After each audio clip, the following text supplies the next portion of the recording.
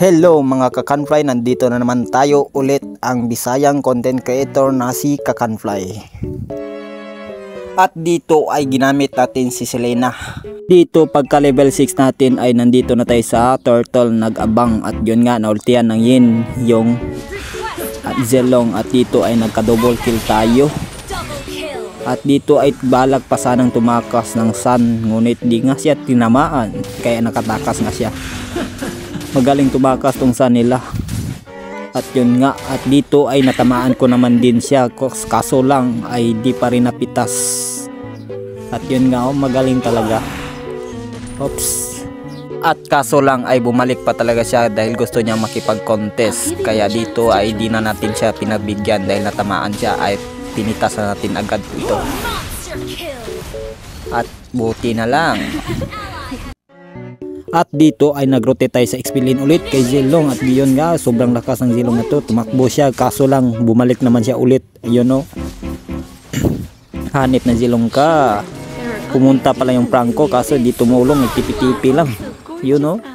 Hanip ng kakampi ng Zelong. Siguro galit na yung Zelong na yun. At yun nga, naultihan ng Yin yung Franco nila. At dito ay dumating din yung Sun nila, kaso natamaan din natin, kaya ayun, napitas din siya. Sabay na pa emo tayo dito.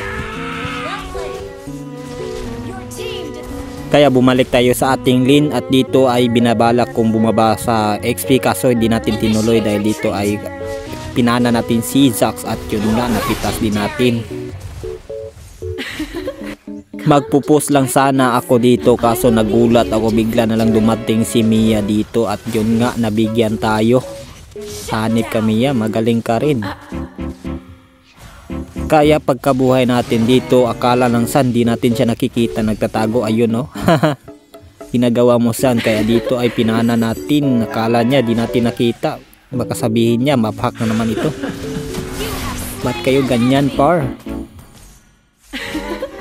Pinana ko pala dito si Zax, kaso di tinamaan, kaya sobrang greedy natin, nag-flicker tayo. At yun nga, napitas din naman natin, kaso sabay tayo pitas din dahil Mia dumating. At yun nga, nagbabalak na sana mag-lord yung kakampi ko, at dito nakita ng alpha yung Sun, at yun nga, nakatapak pa ng tae, kaya sa atin yung kill. At dito nag-lord na nga yung kalaban, at dito ay hindi nag-focus sa lord yung Yin, kaya ayun, nakuha ng kalaban.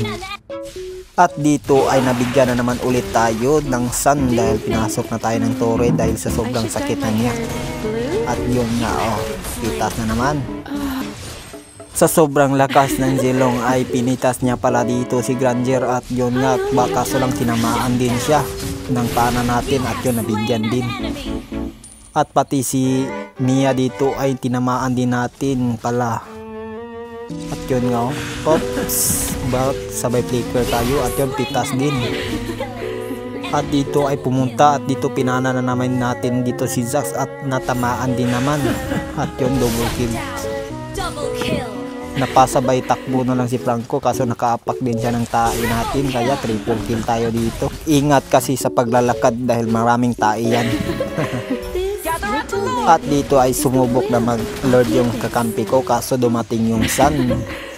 At dito ay nakita natin si Sun balak niyang tumakbo, at yun nga, tinamaan din natin, kaya pinagbigyan na.